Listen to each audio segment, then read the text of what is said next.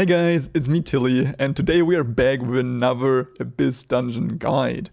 As always, we will only take a look at those mechanics that threaten your life and not every single attack. Starting off with boss number 1, there are only really 2 things I want to mention. We will start off by actually neglecting what I just said, and we will take a look at the mechanic that doesn't wipe you but may cause some confusion and could potentially take a big chunk of your HP. It's when the boss attacks you with an AoE that has like a 300-degree angle and there's only one safe spot on one of the sides. The safe spot will then start rotating either clockwise or counterclockwise. The way to tell which way to move is by looking at these orbs circling the boss. The safe spot will move the same direction. So try to spot those and then you know which way to go. Now, onto the actual wipe mechanic of the boss. It's the same portals you already used during your normal playthrough of the dungeon, but this time they are color-coded. If you enter one door, you will be teleported to the door with the same color as you entered, unlike the normal where you just spawned on the other side. Unless you enter purple, because purple is always death. So just don't use purple, ever. If you touch the wave in this dungeon, you don't take damage, but you simply get your lights turned off right away, so don't even try dodging through it. The way I recommend you to pick the door is by always moving towards the edge the wave is moving towards. There will be 2 possible doors to go through, even on the long side where there's 3 doors, because remember, purple bad, so it fails to qualify as an option for you. This way you will only have to check 2 colors, and one of them should always be easy enough to use and doesn't require timing or whatever. You will have to finish this phase twice to complete the first boss. Let's move on to the second boss. You also already know this one from your normal dungeon playthrough, however there are 2 slight differences I want to mention. First, look at these blue cone-shaped AoEs the ghosts spawn. If you get hit by them, you will be imprisoned and will start taking slight damage after some time. However, your party members can actually free you by attacking the bubble. This is very important to do if you ever see your teammate being stuck in one of those. Not so much because of the damage the bubbles deal themselves, but in case they are stuck during another mechanic that might kill them. So just get into the habit of always popping the bubbles if you see them, for the future as well.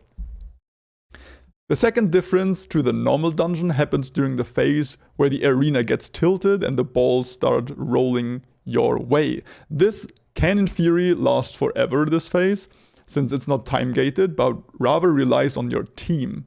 Or to be more precise, the one party member that gets targeted by the red mark.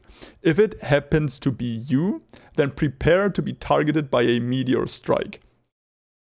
It is exactly this meteor that needs to hit the boss in order to end the phase. So I suggest you to always, even before the mark spawns, try and stay close to the boss until the mark spawns. And then if you are the mark holder, just keep standing right on top of the boss, so the meteor strikes the boss, the phase ends, and you get out. I suggest you to always, even before the mark spawning, standing close to the boss, because if you get too far away, and then you get the mark, and then there's balls in your ways, you get stunned, you get knocked down, you can't get there in time, and you fail. So try to never run too far off. This again will happen 2 times during the encounter and is the only real threat standing between you and the final boss. Then there are actually no trash mobs until the final boss, but you might still want to take a minute break to recover from the last boss, and this time is best spent on liking the video and leaving a sub to have an easier time finding the channel for future dungeon guides. Thank you. Alright, now let's talk about the final boss of this dungeon, which is also the final boss of tier 1. Before the fight starts, you want to make sure to have your whirlwind grenades equipped, since there will be stagger mechanics and whirlwind grenades just ensures you to not fail them. Then let me remind you of the bubble mechanic, as it is the same one the last boss used, but now it can actually ruin the wipe mechanic, so please, if you see bubble, kill bubble.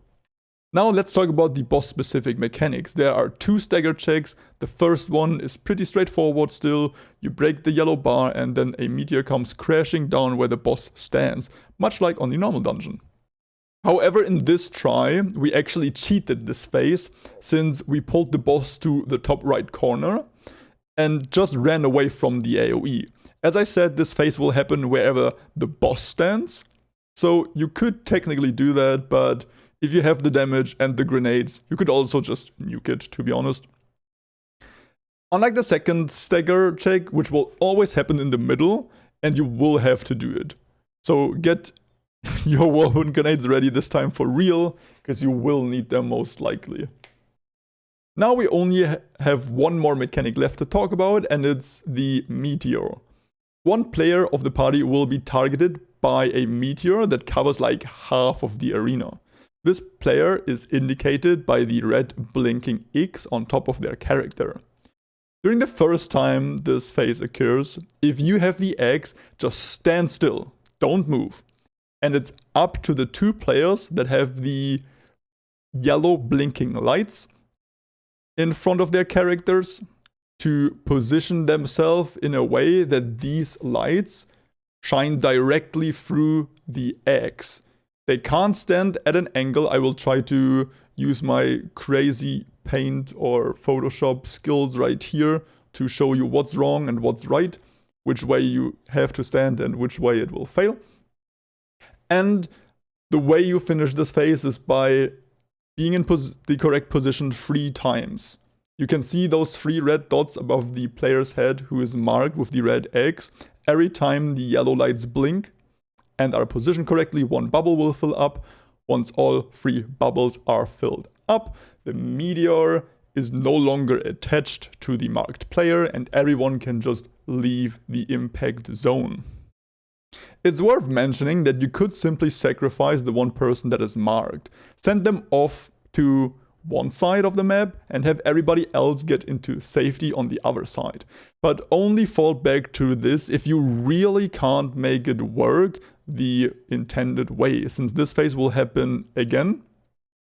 And then you only 3 players. And you could again sacrifice someone, leaving it up to the 2 strongest player to finish.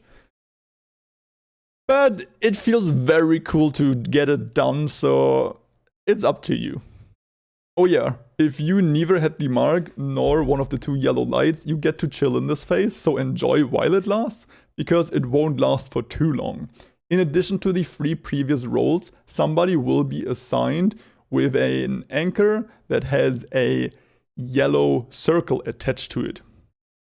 Basically, the only thing you need to know is that the player with the X has to stand within the circle that will follow around one of your players if they move.